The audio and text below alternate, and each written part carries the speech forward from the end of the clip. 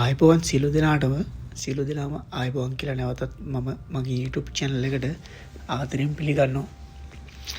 ඉතින් අද මම ඔයාලට විස්තර කරන්න යන්නේ මේ වගේ මල් පැලයක කොහොමද ලස්සනට ඒක පිළිවෙලට තියාගන්නේ කියන එක.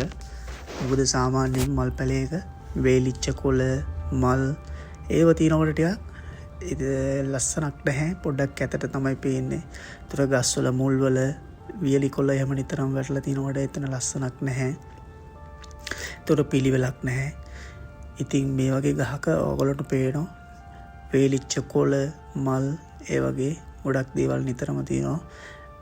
ඉතින් මෙන්න මේ වගේ ලස්සනට පිළිවෙලට තියාගන්න කොහොමද කියලා අපි දැන් පොඩ්ඩක් බලමු. ඉතින් මුලින්ම කරන්න තියෙන්නේ මෙන්න මේ වගේ තියෙන වේලිච්ච මල් කොළ ඔයාලට පේන නටු ඒ වගේ තියෙනවා. දේව තිනකොට නිකන් කැතට පේන්නේ මුළු ශාකෙම කොළ පාටින් තිනකොට මාර ලස්සනයි.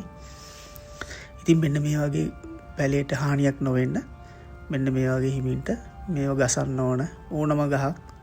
නැත්තම් අපි ළඟින් යනකොට ඒක අතේ වැදුනහම ඒව වැටෙනවා. ඒ නිසා හුළඟට වැටෙනවා. එතකොට කොච්චර උනත් කැතයි. ඒ නිසා පල්ලෙහා පිහිදාන්න කලින් මුලින්ම ගහේ තියෙන ඔක්කොම කොළ ටික මෙන්න මේ වගේ ගසලා බීමට දාගන්න ඕන. එතකොට මුළු පැලේම කොළ පාටින් පෙන්නනවා.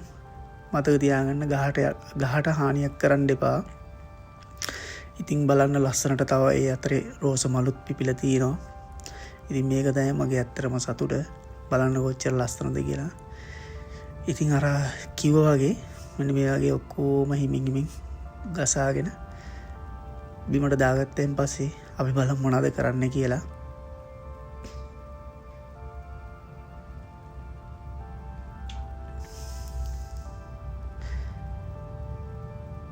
බලන්න කොච්චර කොළ රොඩු ප්‍රමාණයක් වැටෙනවද කියලා. ඉතින් මේවා බිමට සුද්ධ නොකර මේවා බිමට දාන්නේ නැතුව කොච්චර සුද්ධ කරත් වැඩක් නැහැ. පොඩි උලඟටත් ඒවා බිම වැටෙනවා. ඊට පස්සේ අපි මේ වට්ටගත්තු සියලුම දේවල් මෙන්න මේ වගේ එකතු කරගන්න. අර පස් පේනකම්ම මේව කරගන්න සුද්ධ කරගන්න. එතකොට ලස්සන පිළිවෙලක් තියෙනවා. පොඩ්ඩක්වත් තියන්න එපා.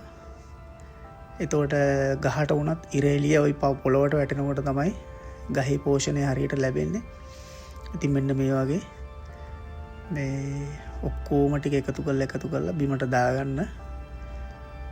එක තැනකට එකතු කරගන්න. තියන්න එපා චුට්ටක්වත්. බලන්න මේ වගේ අස් වුණාම ඒ වගේ කොළ පිරිසිදු වුණාම කොච්චර ලස්සනද කියලා. ඔන්න ඔය වගේ තමයි ඒ ඔක්කොම අයින් කරගත්තාම තියෙන්නේ. බලන්න ඉස්සෙල්ලා මුළු පැලේ යට පුරාම තිබුණේ කොළ රොඩුයි ඒ ඉතුරු වෙච්ච මල් රොඩුයි විතරයි. දැන් බලන්න කොච්චර පිළිවෙලට තියෙනවද කියලා. ඉතින් දැන් දැන් තමයි පිරිසිදු කිරීම කරන්න ඕන. මම නම් පාවිච්චි කරන්නේ සොෆිය තෝරේ කියලා අස්පිර තෝරේ කියලා එක. ඉතින් හුවරයක් වගේ වැකුම් කරන මැෂින් එක. ඉතින් අපි බලමු ඒ ටික සුද්ධ කරලා බලන්න මේ තවත් පැලයක්. ඒ අතර මම මේ ඔයාලට පෙන්නන්නේ මේකේ දැන් පොහොට්ටු විතරයි තියෙන්නේ. තව සතියක් විතර යද්දි මේකෙත් ලස්සනට මල් හැදෙනවා. එතන මම ඔයාලට පෙන්නන්න කොහොමද ඒකේ එන ලස්සන මල කියලා.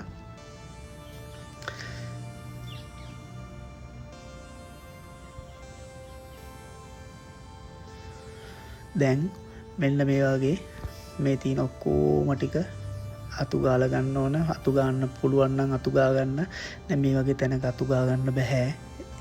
මේ ටයිල් කැට වගේ තියෙන. ඒ නිසා මම මේක මේ විදිහට හුවර් කරලා ගන්නේ, වැකුම් කරලා ගන්නේ.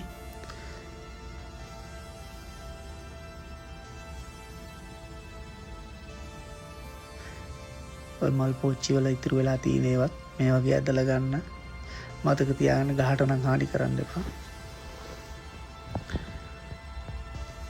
බලන්න දැන් ඒ ඔක්කොම අයින් වුණාන් පස්සේ කොච්චර ලස්සනට තියෙනවද කියලා. දැන් ඉස්සෙල්ලා තිබුණේ ওই කොළ පාට අතරින් දුඹුරු පාටට චුට්ට පේනුණා.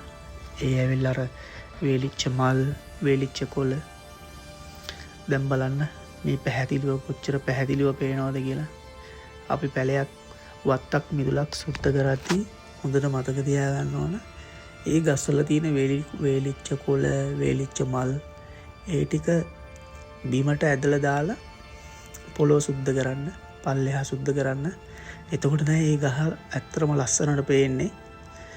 නිකම්ම ඒව එහෙම්මම තීද්දි සුද්ධ කරොතින් ආපහු විනාඩි 5ක් 10ක් යනකොට අර පේනව නේද දැන් ඒ හුළඟට ඒ චුට්ටට කොලයක් දෙකක් බිම වැටිලා. ඉතින් අපි පරිම තීන ඒ වේලිච්ච කොළ ඒව මේවා බීමට ඔක්කොම දාලා පැහැදිලිව සුද්ධ කරගත්තාම මාරම ලස්සනක් තියෙන්නේ. දැන් බලන්න කොච්චර පිරිසිදුද කියලා. ඉතින් මේ වීඩියෝ එකට කැමති නම් ලයික් එකක් දාන්න, කමෙන්ට් එකක් දාන්න කිලිල්ලා සිටිනවා. ඉතින් තව වීඩියෝ එකකින් ඔයාලට මගේ මල්ලත් විස්තර ටිකක් ගේන්නම්. ඔයාලට ගොඩක් ස්තුතියි. පරිස්සමින් ඉන්න.